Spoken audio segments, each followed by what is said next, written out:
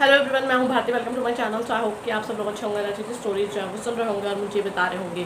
तो आज इस वीडियो में आप लोग के साथ पॉकेट एफएम की एक ऑडियो बुक का रिव्यू जो है वो शेयर करने वाली हूँ। बात की जाए इस ऑडियो बुक की, अभी ये एक न्यू ऑडियो बुक है, लेकिन इसका कॉन्सेप्ट जो है वो थोड़ा सा मतलब ये कह लो कि पहले जैसा सही है। मतलब इस तरीके की ऑडियो बुक्स आपने पहले भी सुनी होगी और नॉवल्स भी पढ़ी होगी, लेकिन चलो कोई बात नहीं, फिर भी मुझे इसका रिव्यू तो शेयर करना ही था, क्योंकि जब मैंने इसकी अपडेट शेयर की थी तो आप लोग चाहते थे कि मैं इसका रिव्यू शेयर करूँ। तो फाइनली अब मैंने इसे सुन लिया है, तो आपके साथ रिव्यू तो डेफिनेटली शेयर करूँगी ही ना। हाँ, तो जिस ऑडियो बुक की मैं बात कर रही हूँ ना, उसका नाम है रब्बा इश्क ना होवे। और ये जो ऑडियो बुक है, इसकी ऑथर जो है वो है निकिता, और जो इसके वॉइस आर्टिस्ट है वो है जेम्स। इसकी जो रेटिंग है वो 4.8, और इसके एपिसोड्स की बात की जाए तो 54, और बात की जाए इसकी नॉवल की तो इसकी नॉवल में अवेलेबल है ही नहीं। मैंने इसके ऑडियो बुक से ही इसके एपिसोड जो है वो सुने हैं। और इंट्रोडक्शन में बताया जाता है कि शादी के बाद अपने लिए सुनहरे सपने सजाने वाली श्रेया की ज़िंदगी एक भयानक सपने में तब्दील हो जाती है, जब उसे पता चलता है कि सुहागरात के वक्त उसके साथ एक अजनबी था। तो अब कैसे सामना करेगी श्रेया इस सच का। अब आप लोग को ये तो पता चल गया कि मेन कैरेक्टर जो है वो श्रेया है। साथ ही साथ एक और मेन कैरेक्टर हैं जो कि होंगे हमारे हीरो, जिनका नाम है निखिल। और आगे चल के आप लोग को जो चीज़ें देखने को मिलती हैं उसमें एक और मेन कैरेक्टर ऐड होते हैं, जिनका नाम है वंश, जो कि इनके 4 साल के बेटे होते हैं। ठीक है, अब आप लोग को समझ आ गया कि कॉन्सेप्ट कैसा सा है, थोड़ा सा सॉरी। तो अब आप लोग को पता चल गई चीज़ें, तो बिल्कुल वैसा ही है जैसा आप लोग सोच रहे हो कि हाँ, उस टाइम के बाद मतलब ये कह लो कि उनको धोखा मिला अपने हस्बैंड के द्वारा, और साथ ही साथ अपनी सौतेली बहन के द्वारा, और उसी धोखे का वो शिकार हो जाती हैं उस टाइम पर। और चीज़ें जो है वो बहुत अलग हो जाती हैं, और निखिल से वो अलग हो जाती हैं। उन्हें पता ही नहीं था कि वो इंसान है कौन। ठीक है, क्या होता है कि मोस्टली हीरोज़ जो है वो उस टाइम पर वहाँ से चले जाते हैं, उनको शायद कोई बहुत इंपॉर्टेंट कॉल आ जाती है, या फिर उन्हें शायद फ़र्क नहीं पड़ रहा होता चीज़ों को लेकर। तो चलो कोई बात नहीं, वो चले गए। फिर 4 साल मतलब का लीप आ जाता है, तब मतलब प्रॉपरली सारी चीज़ें वैसे तो दिखाई जाती हैं कि क्या क्या हुआ, क्या सिचुएशन थी, क्यों जो है इनके बीच में प्रॉब्लम हुई। प्रॉपर्टी तो एक बहुत बड़ा फैक्टर होता ही है। साथ ही साथ एक चीज़ ये भी होती है कि तुम्हारी माँ अगर तुमसे ज़्यादा जो है वो दूसरी बेटी को प्यार करे तो तुमको खटकता है। उन्हें ऐसा लगता है कि ये मेरी सौतेली बहन तो मेरी माँ इससे इतना ज़्यादा प्यार क्यों करती है, मुझसे ज़्यादा प्यार करती है। तो ये जो भावना थी इनकी बहन के अंदर वो ज़्यादा पनप गई। तो क्या कर सकते हैं, अब किया भी कुछ नहीं जा सकता, पनप गई तो पनप गई तो बस इन सब में सबसे बड़ी जो विक्टिम थी वो मेन तो श्रेया ही थी।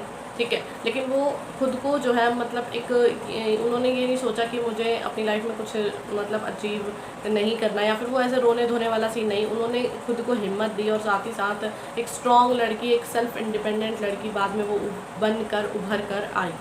ठीक है, ये एक बहुत पॉजिटिव यहाँ से इस तरीके की स्टोरी से मैसेज जाता है कि तुम्हें किसी की ज़रूरत नहीं है, तुम्हें जो है वो सेल्फ कॉन्फिडेंट होना ज़रूरी है, सेल्फ इंडिपेंडेंट होना ज़रूरी है, जो कि बेस्ट चीज़ है। ठीक है, तुम्हें सहारे की ज़रूरत नहीं है। अगर तुम्हारे पास सारी चीज़ें हैं, तुम्हें वो इच्छा है कि तुम्हें कुछ करना है अपनी लाइफ में, तो डेफिनेटली वो चीज़ तुम अचीव करते ही हो। तो ये चीज़ें होती हैं। लेकिन जब 4 साल बाद वो वापस आती हैं तो आप लोगों को पता है फिर क्या होता है, फिर हीरो की एंट्री हो जाती है। तब उन्हें पता चलता है हो ये तो मेरे बच्चे का बाप है ना। तो अब क्या किया जा सकता है। कोई भी माँ मतलब कोई भी क्या यार, आपने स्टोरी में देखो ना, वो देने को ऐसे तैयार नहीं होती हैं, मतलब नहीं वो चाहती कॉम्प्रोमाइज़ करना। तो वही वो उनकी खुद की इच्छा होती है, क्योंकि उन्हें भी लगता है कि उस टाइम पे तुम कहाँ थे टाइप्स वाला सीन है ना। तो ये चीज़ें जो हैं वो अलग ही चली जाती हैं। लेकिन क्या चीज़ें इतनी आसान होती हैं? बिल्कुल भी नहीं। लड़के जो है सच में आके खड़े हो जाते हैं, उन्हें कोई फ़र्क नहीं पड़ रहा होता कि भाई इन्होंने इतना बर्दाश्त किया। हाँ, उनके अंदर गिल्ट होता है, उनको थोड़ा लगता है कि हाँ ये चीज़ ऐसी नहीं होनी चाहिए थी, और क्या क्या इन्होंने मेरी वजह से बर्दाश्त किया। और सबसे बड़ी चीज़ यहाँ पर मतलब अगर हम हीरो की साइड यानी निखिल की साइड देखें, तो उनका जो एक कैरेक्टर दिखाया गया ना, मतलब कैरेक्टर डिज़ाइनिंग है वो एक थोड़ा प्ले बॉय किस्म की दिखाई गई है। ठीक है, जो कि मुझे सबसे ज़्यादा खटकी। अदर स्टोरीज़ में क्या होता है कि आप लोगों को ना देखने को मिलता है कि हीरो जो है वो बिजनेसमैन है, और क्या बोलते हैं, अगर वो किसी के साथ मतलब अगर वो किसी के साथ एक रात रहे भी हैं तो वो उसी लड़की के साथ ही होते हैं, वरना अदर कोई उनके वैसे नहीं होती हैं कोई रिलेशनशिप वगैरह, है ना।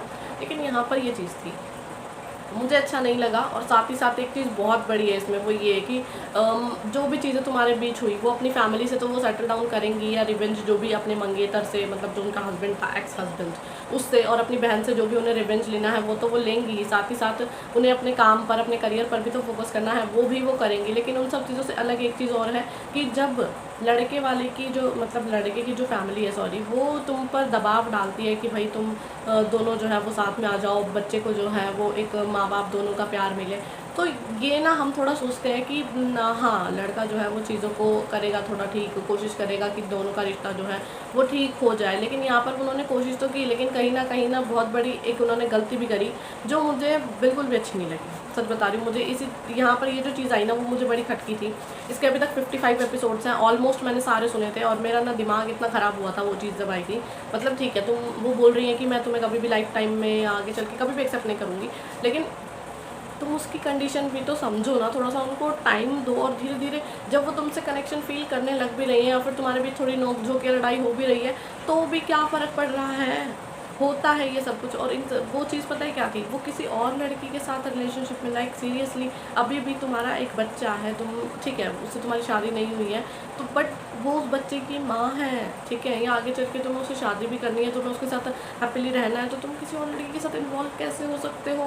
और फिर तुम यूँ बोल रहे हो कि मैं उसे भुलाने के लिए कर रहा हूँ, लाइक सीरियसली ये तो कोई एक्सप्लेनेशन बनती नहीं है, इस चीज़ का तो कोई तुक ही नहीं होता।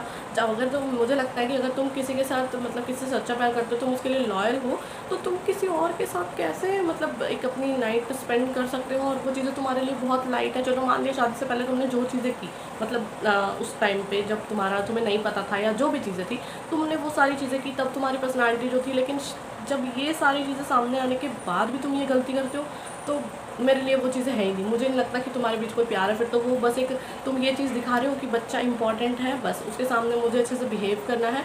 और तो और कल कुछ भी चीज़ें अगर ऐसी सामने आती हैं तो वो क्या एग्जाम्पल तुम सेट कर रहे हो, तो ये चीज़ मेरी समझ से बाहर होती है, ठीक है। तो ये वाली जो चीज़ है मैंने आप लोगों को क्लियरली बताया कि क्या हुआ। तो ये वाली जो सिचुएशन थी ना, ये मेरे लिए ख़राब थी। मुझे ये चीज़ बिल्कुल भी अच्छी नहीं लगी कि एक लड़का सीरियसली ऐसे बोल रहा है। अरे यार तुम उस लड़की का सोचो, उसको क्या कभी ज़रूरत मतलब नहीं लगी क्या? तो सीरियसली ये वाला जो पॉइंट था ना मुझे बहुत खटका, और इसी वजह से मैं रेकमेंड नहीं करूँगी।